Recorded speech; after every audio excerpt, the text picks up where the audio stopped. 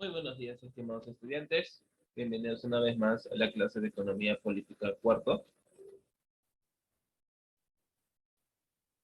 Ya próximos al examen ya final, que es el día viernes.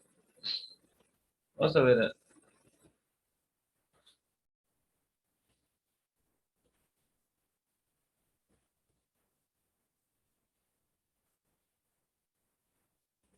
Ya próximos al examen. Ah,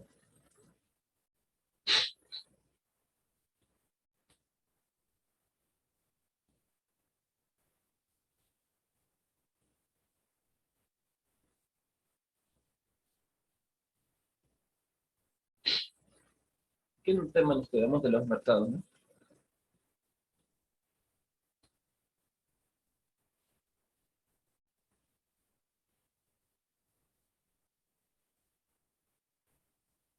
Ah, de los mercados y el monopolio. Ya, listo.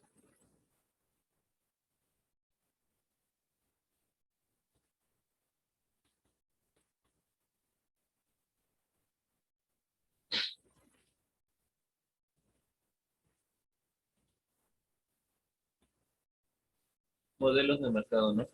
Bueno,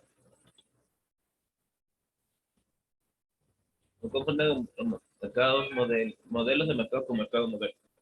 ¿Qué es eso?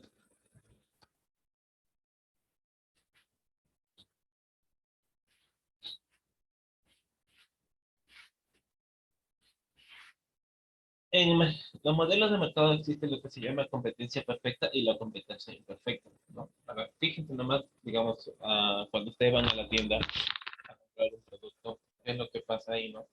¿Cómo creen que sea la competencia?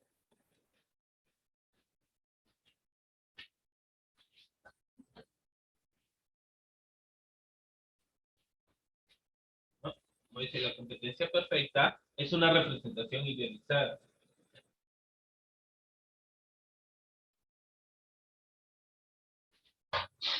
¿Y qué será la competencia perfecta?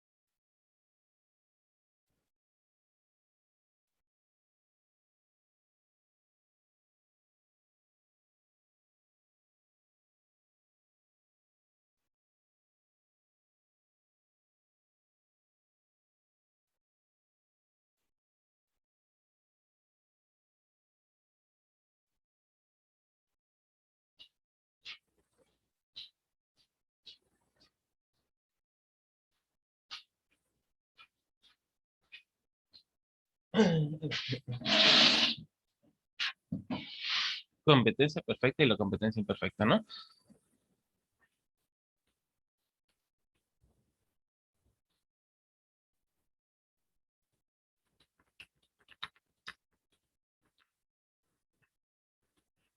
Ah, ¿qué es la competencia perfecta?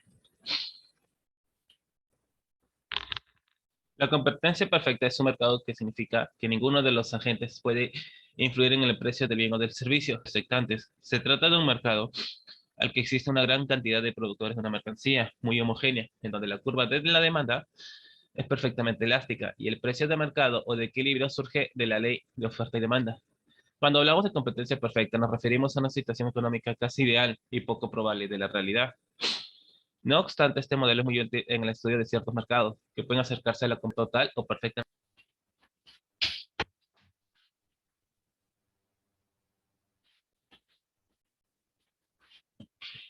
¿no? A la competencia o en menor grado en el mercado de materias libre, que son provocan sus partes, hablando de los compradores y costos, pero en acceder a barreras de protección de recursos debe ser productos igual a la demanda. Ese sería con respecto a la competencia perfecta. ¿Y qué sería? Pues no, competencia imperfecta.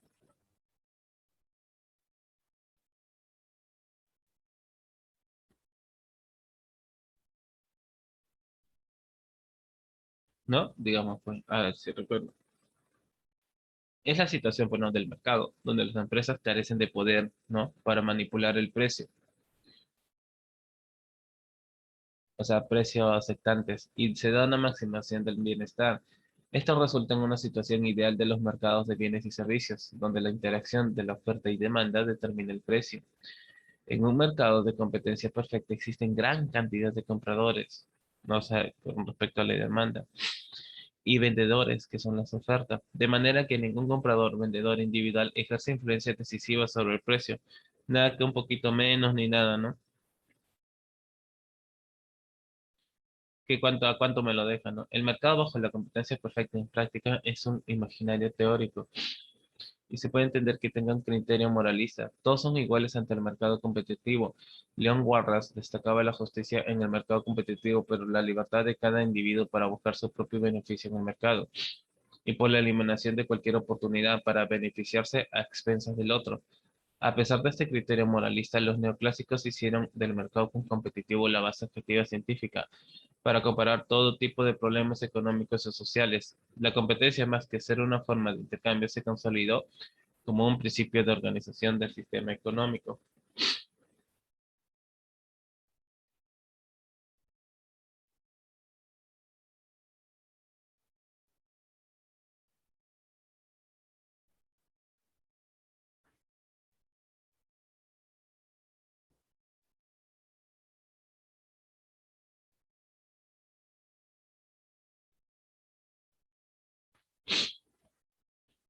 ¿No? Cuando se cumplen simultáneamente las condiciones que enuncian, ¿no?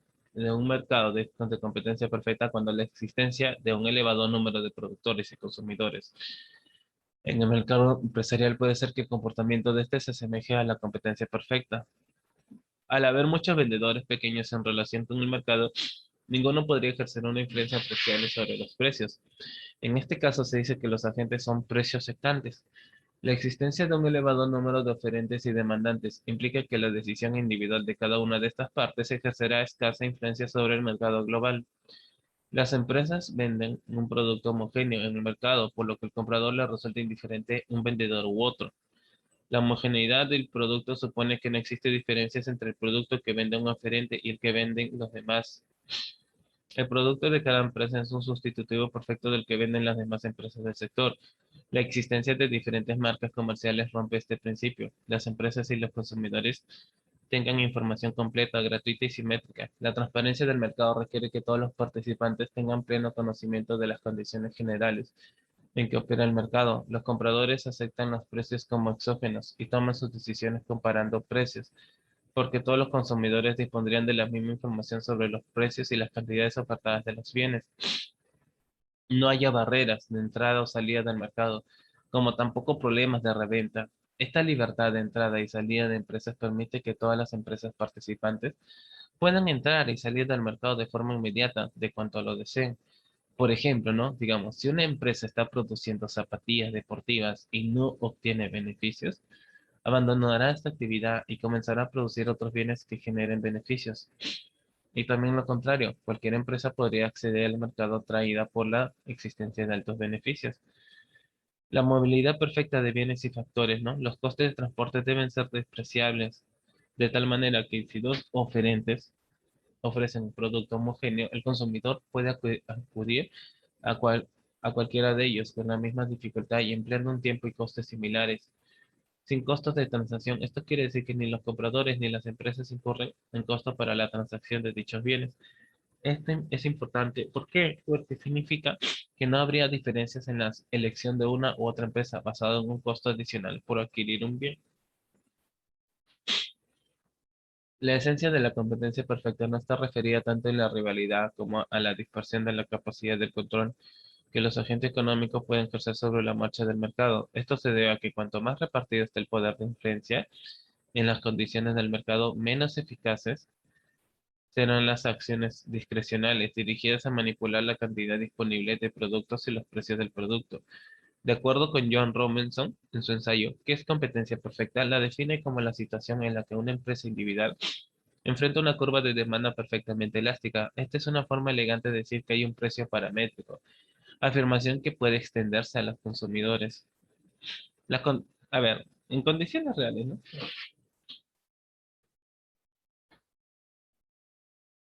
Te establecen el precio, ¿no? Te establecen el precio, ni más ni menos. La esencia de la competencia perfecta, pues, ¿no? La competencia es una metodología analítica que aísla determinadas características de la sociedad moderna, es decir, un tipo de ideal de construcción mental que poco tiene que ver con conceptos o operaciones en la realidad, a pesar de que las condiciones teóricas mencionadas, ¿no? Son muy restrictivas y son muy pocos los productos cuyos mercados las reúnen.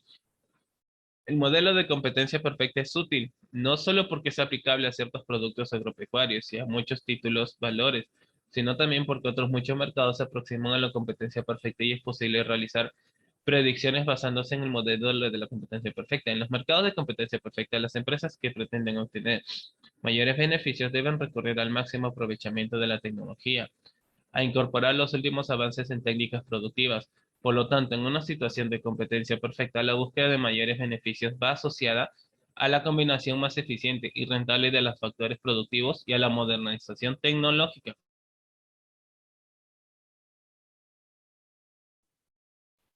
¿No? Ahorita que estamos con esto de la tecnología, también no podemos enterar.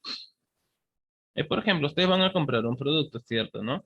Y ese producto, digamos, en internet está el precio.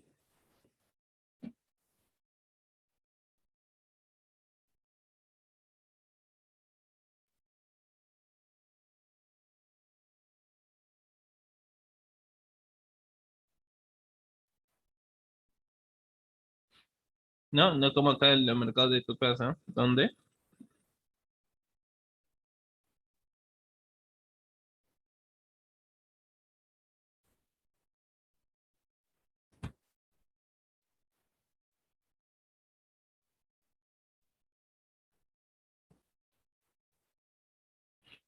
uno pide rebajas, ¿no?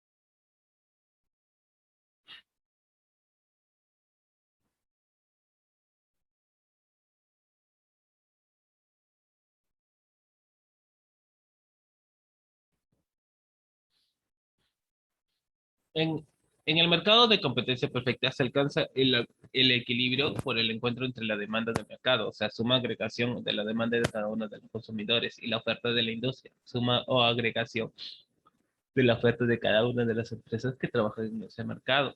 El equilibrio de mercado en competencia perfecta es entendido como el precio que iguala a la cantidad de demanda de la ofrecida.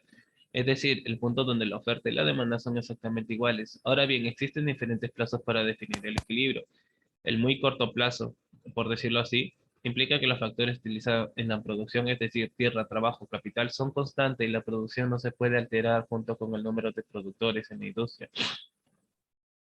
Asimismo, el corto plazo difiere únicamente en que el factor trabajo es variable y la producción podría alterarse.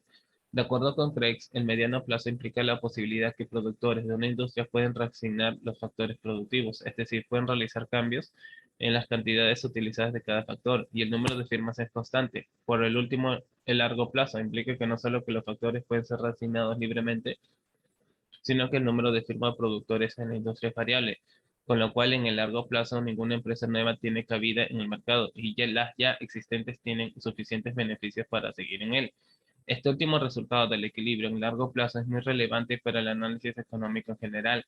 Al existir libre competencia y libre entrada de firmas, el precio de un artículo en competencia perfecta es igual al mínimo costo posible en que un artículo puede ser producido, de manera tal que los beneficios de firmas serán iguales a cero. Los beneficios normales o iguales a cero son aquellos que cubren todos los costes, incluyendo el costo de oportunidad del capital. Joan Robinson los llama beneficios normales. Así, si una industria presenta beneficios mayores a cero, esta incentivará a nuevas firmas en entrar en la industria, ocasionando que el precio se reduzca hacia su nivel de largo plazo, reduciendo al mismo tiempo los beneficios a cero. Existe un punto para ver la economía, ¿no? El ortodoxo y el heterodoxo. La economía perfecta está ligada al punto de vista ortodoxo. Sin embargo, la economía ortodoxa se relaciona en general con el cuerpo teórico neoclásico, junto con la consecuente formalización matemática.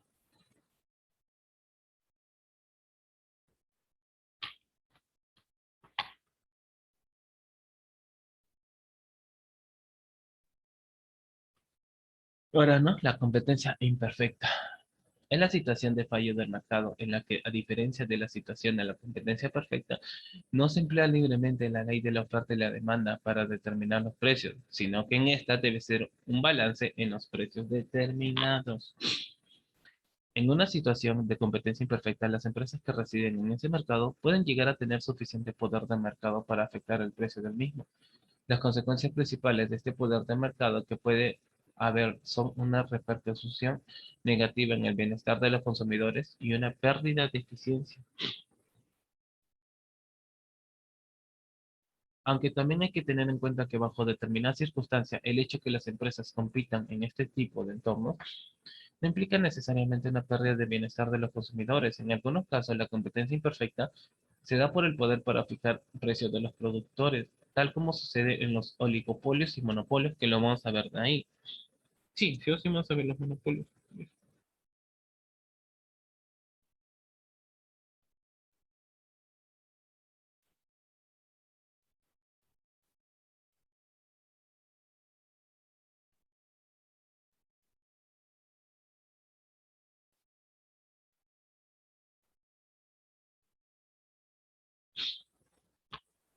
Mientras que en otras competencias imperfectas es consecuencia del poder de la inflación de precios de los demandantes.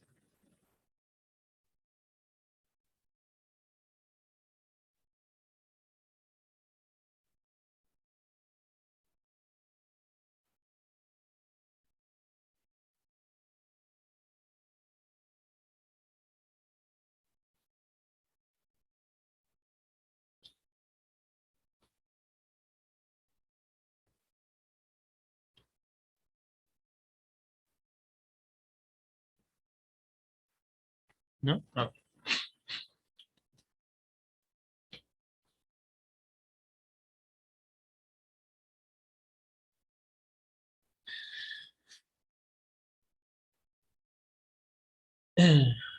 Mientras que las otras competencias imperfectas es consecuencia del poder de fijación de precios de los demandantes, tal como sucede en los oligoxonios y monoxonios. En esta se representa también la competencia monopolística, que es la fabricación de productos diferenciados a precios algo distintos. Esto también va en contra de la homogeneidad del producto. También la publicidad es fuente de competencia imperfecta, porque distorsiona la homogeneidad del producto de los diferentes productores y altera el prestigio y grado de conocimiento que los consumidores tienen de los productos de manera que beneficia al productor. A ver, entre las características que tenemos, ¿no? El número de oferentes no está grande, puede ser reducido en número de vendedores. Existe algún grado de control sobre las mercancías, los factores productivos. Puede haber diferenciación de productos. No hay plena libertad para nuevos oferentes entre el mercado. La competencia imperfecta aparece bajo un número de situaciones, algunas de más importantes, pues, ¿no? Concentración de cuota de mercado, se da cuando existen pocos productores o consumidores, o de un cierto mercado, sino uno de los productores es capaz de tener la cuota de mercado significativa. Entonces puede a corto plazo imponer precios ligeramente diferentes sin perder su ventaja en el mercado. Producto diferenciado. Si los consumidores consideran que los productos producidos por diferentes productores son esencialmente diferentes, ya sea porque realmente lo sean o porque sean percibidos así, entonces aunque exista un número diferente de productores, podría parecer que una determinada versión del producto es en realidad producida por unos pocos productores. La presencia de barreras, cuando existen barreras y dificultades adicionales a que nuevos posibles productores o consumidores competidores puedan entrar a un mercado, entonces los productores consumidores presentes pueden aprovechar la dificultad de incorporarse para obtener beneficios de estas barreras. En principio, la competencia imperfecta no es una situación deseable, por lo que los gobiernos suelen poner en marcha políticas para garantizar la competencia, así como establecer qué conductas son competencia desleal para no perjudicar a los consumidores.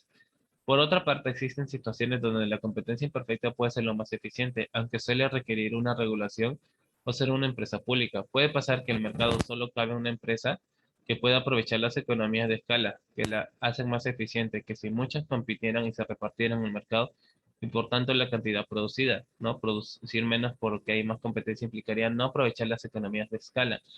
A esta situación se le denomina monopolio natural. El monopolio natural es una situación excepcional, habitualmente propiedad del Estado o de lo contrario estrechamente regulada, ya que un monopolista normal siempre tiene incentivos para reducir la producción o aumentar los precios, cosa que se beneficia como productor, pero que por otra parte reduce la eficiencia global y perjudica principalmente a los consumidores. Justo lo que estamos hablando, ¿no? El monopolio y el oligopolio. No, no es el jueguito, ¿no? Ya, no es el juego. Los famosos monopolio. Ya.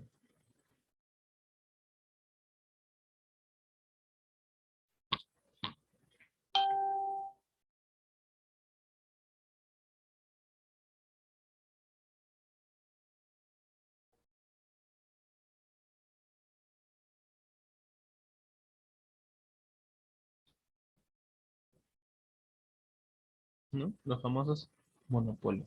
Un monopolio del griego monos, uno y polio, vender, se trata de una situación de un privilegio legal en el cual existe un productor o agente económico monopolista que posee un gran poder de mercado y es el único en una industria dada que posee un producto, bien, recurso o servicio determinado diferenciado. O sea, solo uno. Para que exista un monopolio es necesario que en dicho mercado no existan productos sustitutivos, es decir, no existe ningún otro bien económico que pueda reemplazar el producto determinado y por lo tanto es la única posibilidad que tiene el consumidor de comprar. Suele definirse como mercado en el que solo hay un vendedor nada más.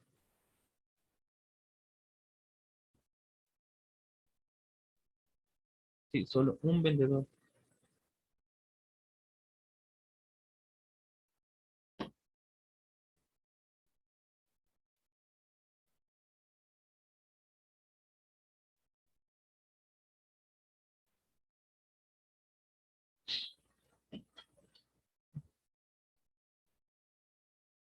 Pero en dicha definición se correspondía más del concepto del monopolio puro. El monopolista controla la cantidad de producción y el precio, aunque no de manera simultánea, dado que la elección de la producción o del precio determina la posición que tiene respecto al otro. Vale decir, el monopolio podría determinar en primer lugar la tasa de producción que maximiza sus ganancias, para luego determinar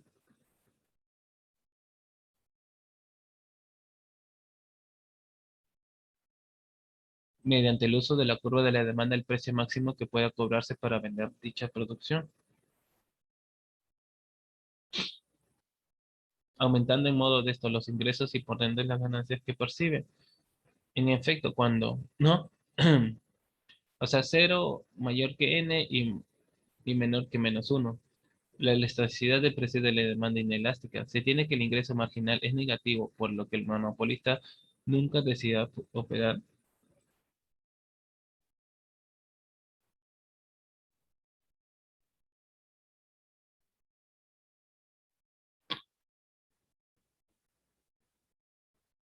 nunca decida operar, ¿no?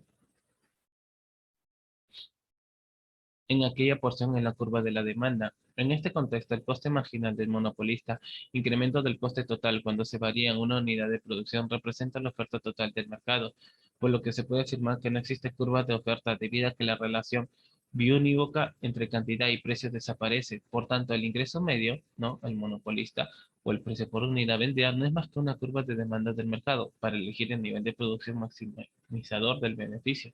El monopolista de conocer sus curvas de ingreso marginal, variaciones que experimenta el ingreso cuando la oferta varía en unidad y de coste medio.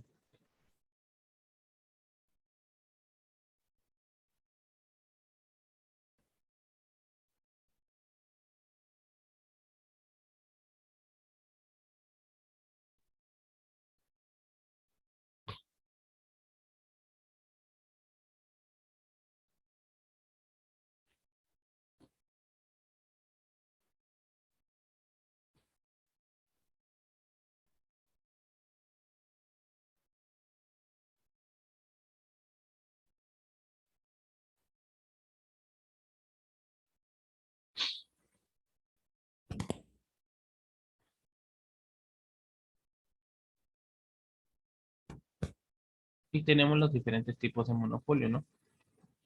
El cartel. No, no es el cartel, sino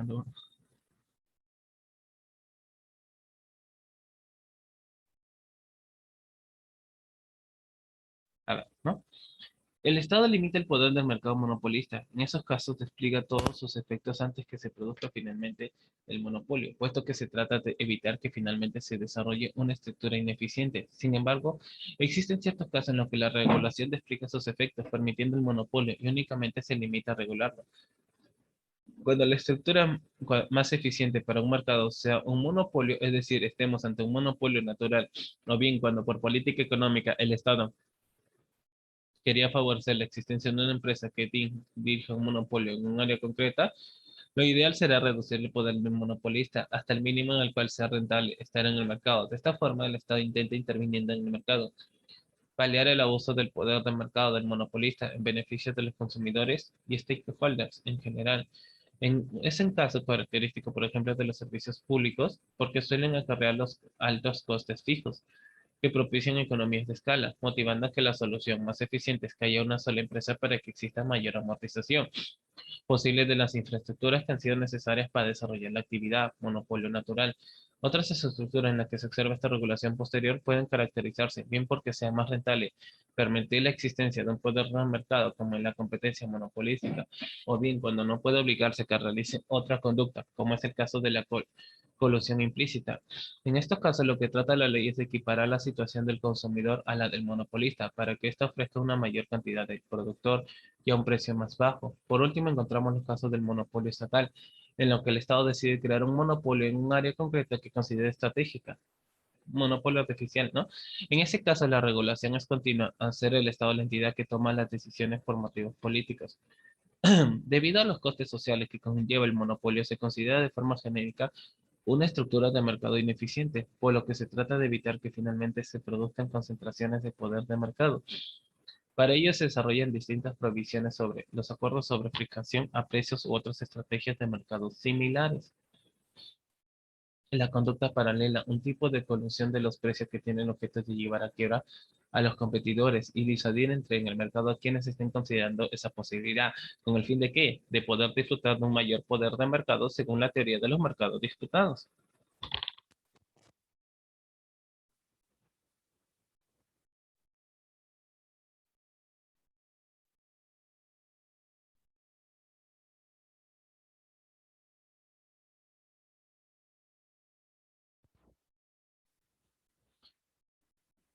La creación de barreras de entrada, ya sean legales, patentes, licencias, derechos de autor, patrimoniales, tradicionales, costes de publicidad, altos costes de irrecuperables o sunk costs, de costumbres, crear un compromiso por parte de los consumidores con esa empresa rechazándose las demás o mediante el control de un elemento imprescindible para la producción. La aplicación de las leyes antimonopolio pueden realizarse a través de las respectivas divisiones antimonopolio de los ministerios de justicia de cada país resultando en los casos que responsables se hallaron culpables de crear condiciones de monopolio en condenas que varían entre multas y penas de cárcel. O sea, los monopolios lo prohíben, pues, según la norma.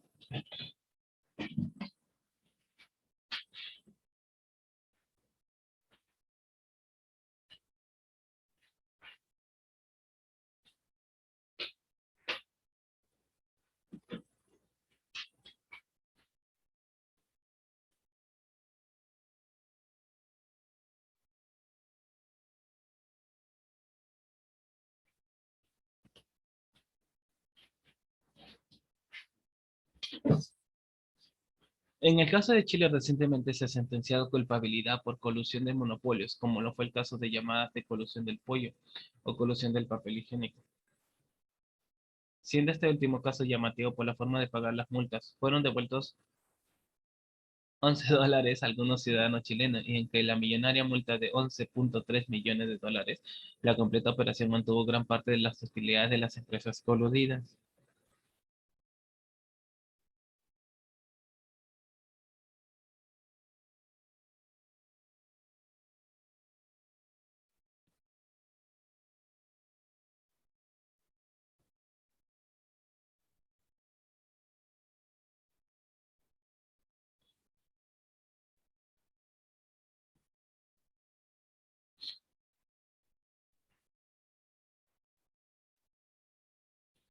En caso de Estados Unidos, a través de los procedimientos administrativos de la Federal Trade Commission, que puede iniciarse no solamente a través de la demanda de productores, sino también de consumidores, class actions, los cuales pueden existir el triple valor monetario de los daños sufridos, ¿no? Y las costas judiciales.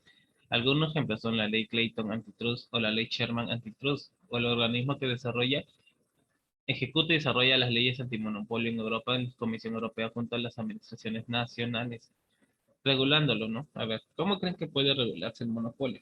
Porque sí hay a veces, ¿no? Sin que darnos cuenta,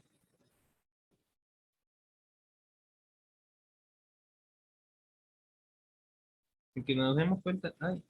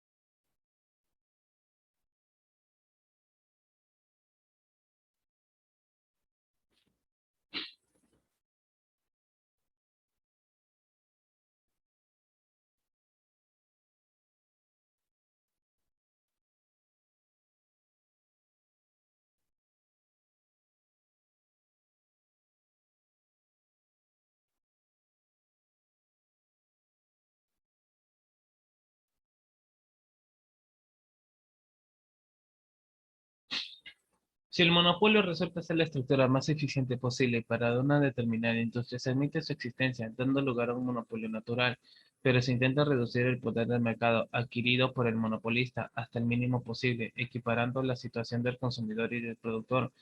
Para ello se realizan diversas prácticas. Por ejemplo, pueden forzar al monopolista a reducir su precio, estableciendo un precio máximo cercano al precio competitivo, lo que impide que exista una pérdida irrecuperable de eficiencia. En el caso de las economías de escala, provoca que se tenga que otorgar una subvención al encontrarse el precio competitivo por debajo de los costes medios, o acosando impuesto al productor para luego repartirlo entre los consumidores, lo que de nuevo nos dejaría en el coste social de la pérdida irrecuperable de eficiencia, entre otras.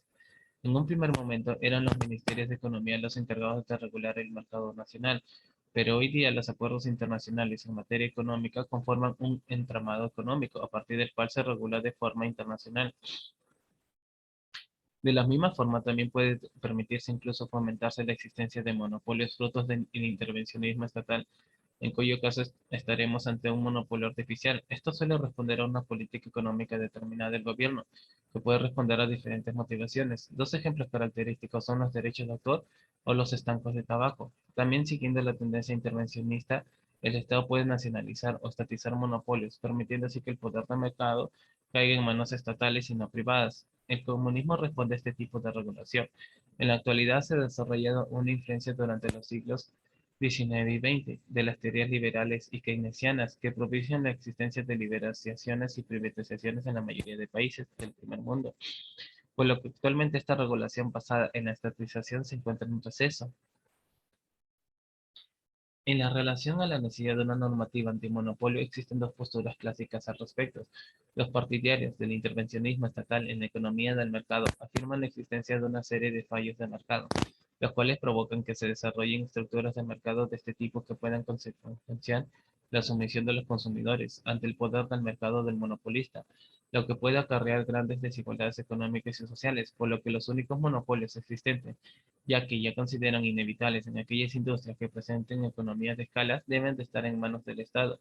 Estas corrientes encuentran su implantación más férrea en sistemas económicos socialistas y comunistas.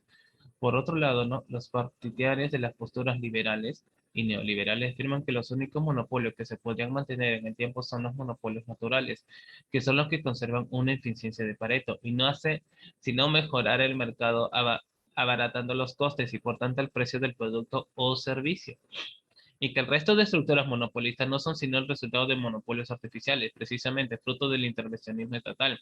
Por ejemplo, como es el caso de una potente o un permiso único de producción. Esta corriente encuentra su implantación más férrea de los sistemas económicos capitalistas. Hoy en día las más implantadas en los sistemas occidentales son las más corrientes liberales, aunque de una forma bastante moderada, siguiendo en parte el modelo keynesiano.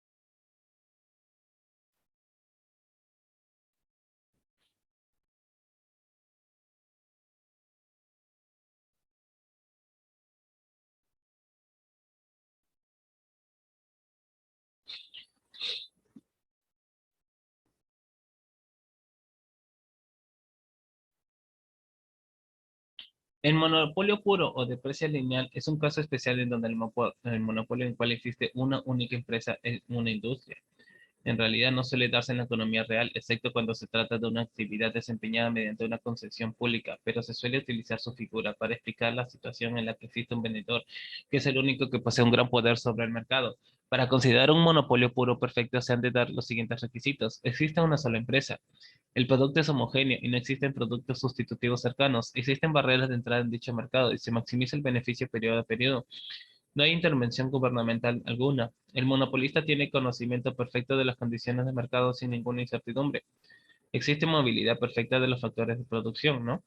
En este tipo de monopolio, el precio siempre es el mismo, independientemente de cómo, cuándo y dónde se compra el producto o servicio. No depende de ninguna variable. Para controlar el precio de la empresa, determina la producción óptima con la que maximiza su beneficio restringiendo el mercado, es decir, haciendo que el producto sea escaso. Bueno, se vuelven a unir, como queda menos de un minuto, se vuelven a unir con el mismo enlace que les envié.